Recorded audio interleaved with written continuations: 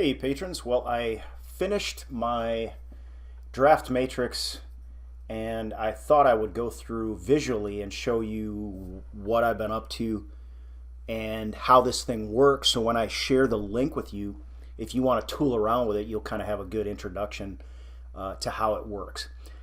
I actually already recorded this whole thing one time and I forgot to switch my microphone to the better microphone, and so the audio was just so bad. I was trying to noise reduction, do stuff and make it better, and it just wasn't working, so I just quit and deleted it and started over. So anyway, here we go again. But this is the matrix I've been working on, and I've been trying to put in as many draft simulations under as many distinct circumstances as I can, and so now you finally have the results.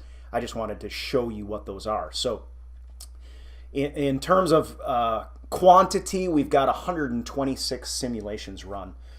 That will be over 200 by the time the draft rolls around.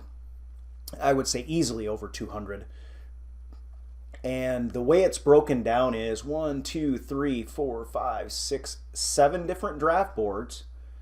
These are the big boards that I drew from, and I ran 6 times each different draft board 6 times, and then I ran each of them 6 times under each of 3 different NFL needs databases. So that's where you end up with the 33.3% on each of these, and I ran it. I guess this I really didn't need to put in that I chose the difficult algorithm. I think I was trying to track to make sure I did it, but you don't need to see that. That just is the tighter algorithm. That's the one I used for everything. Really didn't need it at all. And what we were running is basically we were running the Packers, first 2 round picks. So we were running pick number 12, pick number 30 from the Saints, and then pick number 44.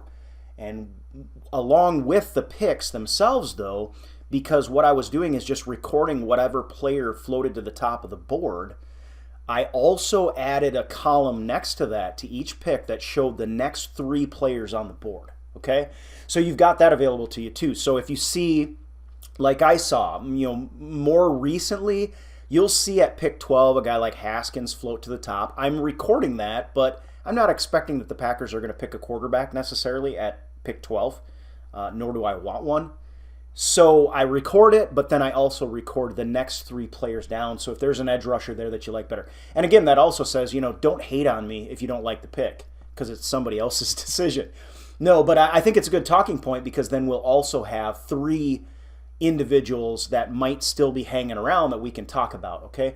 And I'm going to switch over to the spreadsheet here real quick, because you can see it kind of lays it out graphically here a little bit, but that's not very good to look at.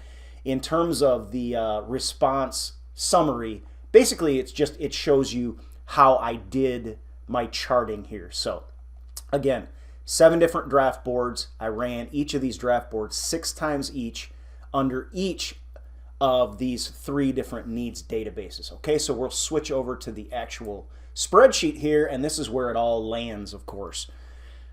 So this becomes very convoluted and difficult to look at, but I did put pick 12 in green, I put pick 30 in yellow, pick 44 then in red, just to sort of help make that a little bit easier to see.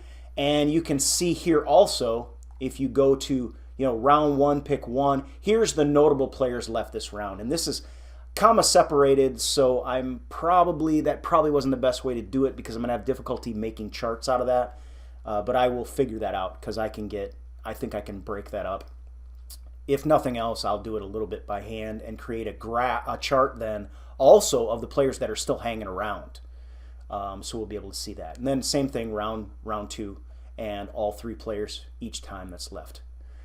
So down here then, what I did is I did the pick 12 breakdown. I'm trying to get my chart made for pick 30 and pick 44, and here's what you get. So when you run these 126 times, what you're hoping for is some kind of a graphic notion of who the Packers are going to have available as possibly best player available. And this is, again, according to so the people that put these boards together and the different need databases that feed into the scenario. So, the one thing that we're seeing right off the bat is, right here you got 24 times Ed Oliver is the best player available. And that's why yesterday I said I really think, and I'll expand that, I really think it's not just Ed Oliver, but even Quinnen Williams. I think the Packers really need to know where they stand on interior D linemen when pick 12 rolls around. We've got Kenny Clark. We could bring back Mo Wilkerson. We've got, Mike Daniels. But Mike Daniels is in a contract year in 2020, I believe. And the scenarios that I'm running, you've got quite a few scenarios in which the best player available is an interior D lineman, not an edge rusher. Okay, so I think that's one of the things that shows us, that this exercise shows us. Along with that, we've got, if you're excited about Ed Oliver, and many of us were, we would have turned somersaults to get Ed Oliver a couple months ago. And now the notion is, we really want an edge rusher at 12 because there's going to be a run on him. We don't really need interior D linemen, but there's a possibility in my mind that he is going to be the best player available right now. Okay? Now, as I mentioned yesterday, you'll see a name on this board that that no one would believe could ever happen, and that's Nick Bosa. I said I do believe it's the NFL draft needs database combined with the NFL mock needs database combined with NFL mock big board tends to push Nick Bosa down a little bit. They don't seem to be as high on Nick Bosa, and I wonder if that has something to do with the medical aspect of things, but there's no way really to know that. But he did show up, and he was available at pick 12 in one scenario that I ran. Just one.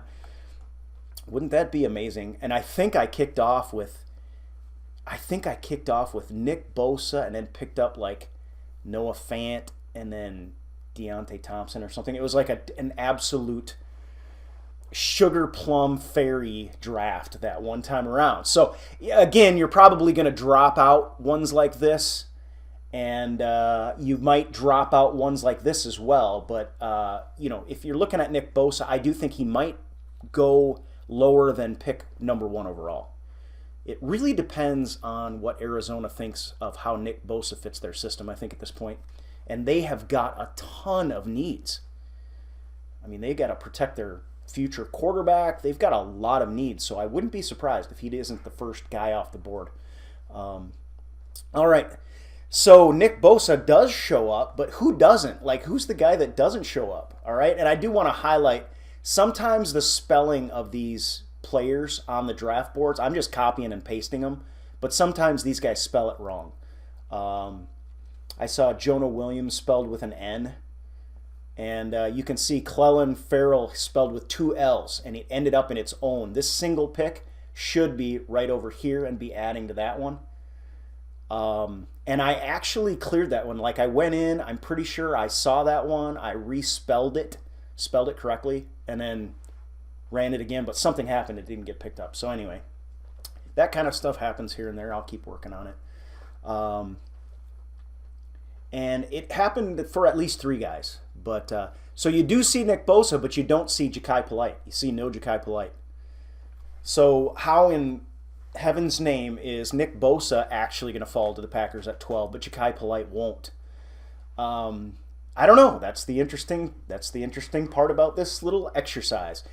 What I saw was there were boards. Jachai Polite, to me, I saw him and I actually recorded a sim for YouTube, and I ended up not picking him because my eyes just didn't see him on the board, because this board had him at 24.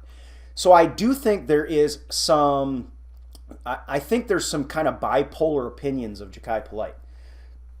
But mostly I think a lot of people think he's probably going to go in the top 10. If he is available at 12, I would be for, snagging him if I was the Green Bay Packers. Over Ed Oliver, yeah. I just think we need him. And again, of course, you know, when March rolls around, March 13th rolls around, and we can see what happens in free agency, we'll have a little better picture. But this is the picture as it stands right now, and that's no Ja'Kai Polite. So again, what are we getting from this? Well, you see a lot of Deonte Thompson. He was an early favorite, but he did fade away in the simulations more recently. These are all time-stamped entries into the spreadsheet, guys. So you can go back to this, the sim, and go to the full compilation, and you can actually look through here and how many Deonte Thompsons in the first round do you see now? Okay? Now, as we move up closer in time, this is now, we're, you know, the 12th of February, we may start to see more of them. And if I'm remembering right, you know, Deonte Thompson, there you go. Now he's showing up. But this is January 21st. So you can also get an idea of how things change. Look at this. Look at this stack of Deonte Thompson picks. And I think part of this on the 20th, this is my sister's birthday right here, I may have still been picking a little bit as GM rather than just grabbing the top player. But again, he was a very popular pick. You know, we've got that corrected moving forward. I am seeing Deonte Thompson available, definitely pick 2 round 1, and sometimes even in the second round. I am and basically what I'm seeing out of this tells me we don't need to grab a safety early. We don't need to reach for a Deonte Thompson. I mean, he's a good prospect, but he's, you know, there are question marks about him. The way he faded at the end, not just the way he got jobbed in the championship, but how he faded at the end of the year. Didn't have a good end of the year. Greedy Williams, cornerback, is that a need? Well, we sure hope not, because we spent enough draft capital on cornerbacks recently. Ed Oliver, interior D lineman. Well, I mean, I'd kind of love to have him in some regards. But I also really know that we need to fix if we add an edge rusher to the way that Mike Pettine is able to get home with cornerback, slot corner, safeties off the edge, man, we're going to be in good shape. So I'm not so sure there. Jonah Williams, we have to get the right guard situation figured out. Williams is a tackle. Do you want him to kick inside? Do you want him to back up Brian Bulaga for when he goes down? Is he going to be plug and play? Generally not as an offensive tackle. But the Packers take these guys and make them into guards, and that's why I'm not against the Jonah Williams as early as 12. And then you got your Montez Sweat, Devin White in here quite a bit, who again, he's another one just like interior D lineman. Not exactly what we need necessarily. And we just spent some draft capital last year at that position. But at any rate, it becomes very interesting. Josh Allen showing up in a couple scenarios. Man, would we like to get him. Depending on how you think, what's your opinion of Clelin Ferrell, Byron Murphy out there as well. Okay, Greedy Williams, Christian Wilkins, Josh Jacobs on the board many times. Some people really high on him as a running back, but my goodness, you have to have the notion that running backs can be got later on, and I think there are several that are going to be available to the Packers, not just at 30, but also at 44. So we could go through the list, but you see him. I think, Quinnen Williams seems unlikely, but he is showing up. And then you got guys like DK Metcalf. I think Mel Kiper just picked him as our first pick overall. I'm not for that. I'm going to be very clear on that. I am not for grabbing a wide receiver at 12 in this draft. It makes zero sense in light of who we drafted last year. We drafted 3 wide receivers. This pick proves that we're stupid as cuss. And yeah, these guys could be difference makers, but you're still looking, let's go to I can't wait for the combine, because, we're going to go and see basically, guys like EQ running 4.4 at 6'5", and MVS is a 4.3 guy. So at any rate, that's my opinion on that. But this is basically what we've got going for us now.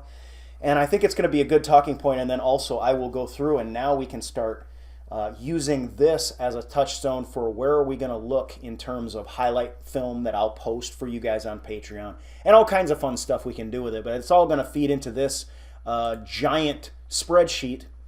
Unless I decide to break it down, I could do different tabs for, I could call this one pre-combine, I could do a post-combine / pro day, and then I could do a more recent one right before the draft, like pre-draft one, and just see how they change.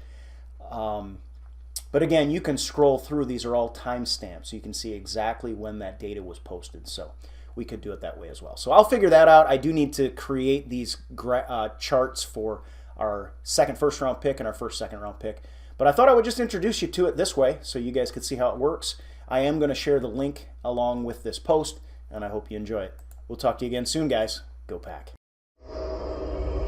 Packer Nation worldwide.